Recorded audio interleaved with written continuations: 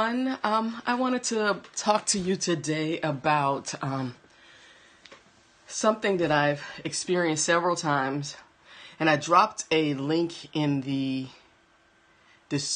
title, so I'm hoping you can click on it. I don't know how that works. I'm still trying to figure out how to add resources to these periscopes because you can't go back and edit them. But I dropped a link in the description or title that I hope you can reference. But this I want to come to you about something, as I said, that I've dealt with and I know is a barrier. So, dear conference organizers, I might be doing a series of these things. I think I will. You are unintentionally, I'm going to say unintentionally, specifically because many of you are okay, let me stop there because that was going to be a lie. Okay, I'm going to say this. I'm not going to add any of what I think or whatever. You are putting barriers in the way of inclusion and diversity, particularly with underrepresented and marginalized individuals when it comes to when you're looking for an inclusive speaking panel or speakers, I don't know what the word is, group. When you're looking for diverse speakers for your conferences, you are putting barriers in the way. And I was going to say unintentional, but some conferences I'm recognizing they're not unintentional. They're very intentional. But this is for the people who are putting unintentional barriers in the way. And this is related to travel or just expenses. We're encouraging all these newbies, we're encouraging all these people from underrepresented and marginalized communities to come together and be strong and get on the platform and share their stories. Yet, we're not recognizing or we're ignoring from our perspective or whatever that travel and accommodations plus expenses while at a conference can be a huge barrier to these very communities that we're saying that we want to welcome and that they need to be at the table. And it's happened to me several times. I can recall 4 conferences last year that I did not attend because first of all, we make an assumption that most of our speakers are employed and that their employers will reimburse them. Well, I know several speakers who are employed, yet their employers do not support them speaking. They don't support them they have to take their personal time off.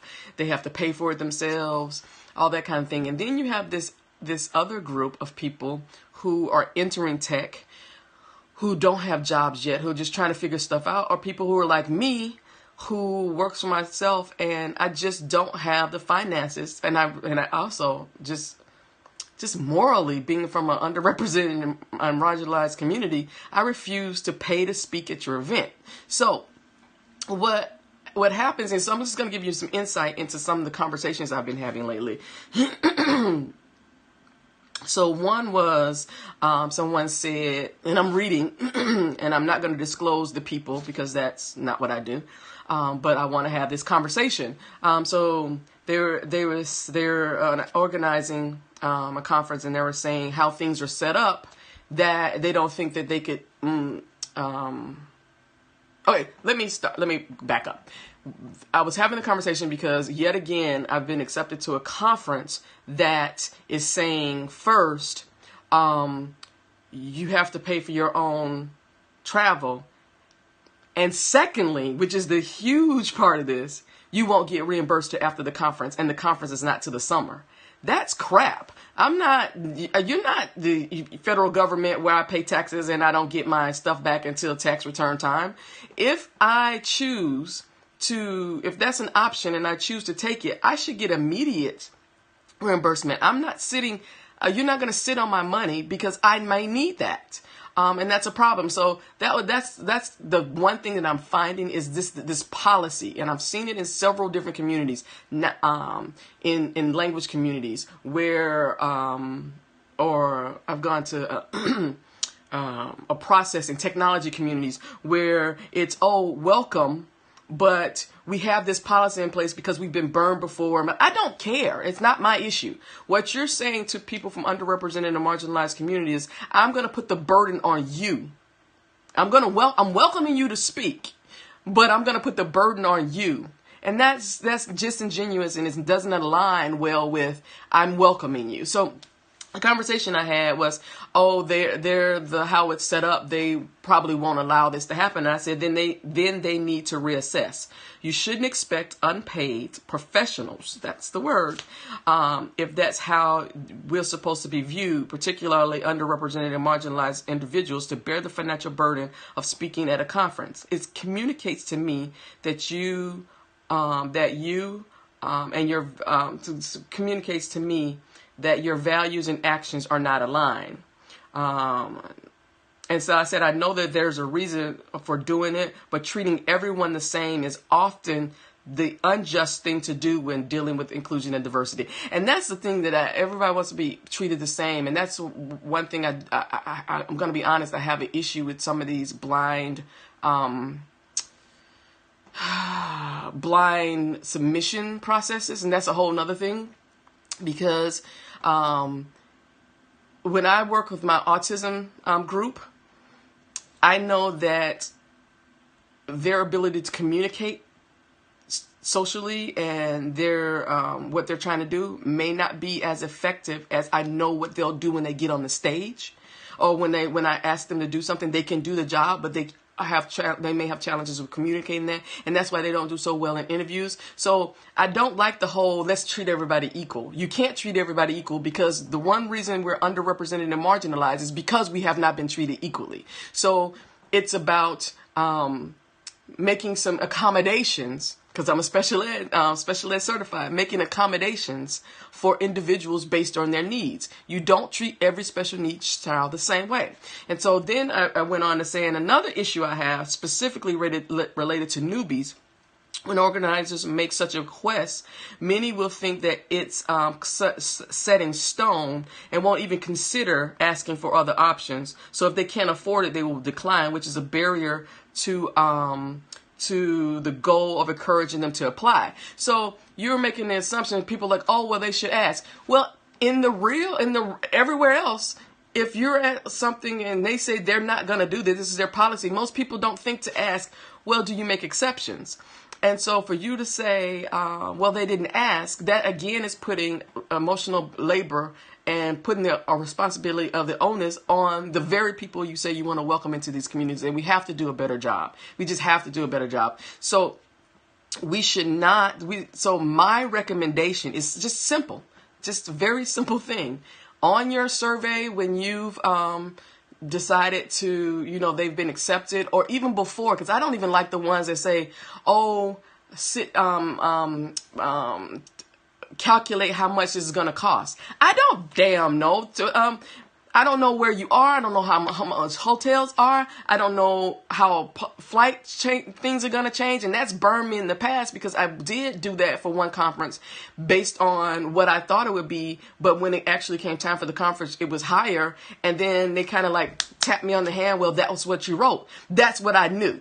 And so that is just, no one wants to, so that was just uncomfortable. It was just unnecessary. And also think about it, even when you want something and no one wants to disclose, or should we have to disclose that we don't have the money? That's not your business. So my recommendation is to provide, if you're going to ask for travel and accommodations information on the CFP, or after they've been selected, something simple, right? This is a very simple thing. Related to your travel expenses and accommodations, blah, blah, blah. So if you're going to book their accommodations, that's great. And also you should be covering expenses while while they're attending your conferences, their meals, and what you need to be doing that, because again, you're assuming that they have a some kind of expense report or something that they can charge off at work, and I don't.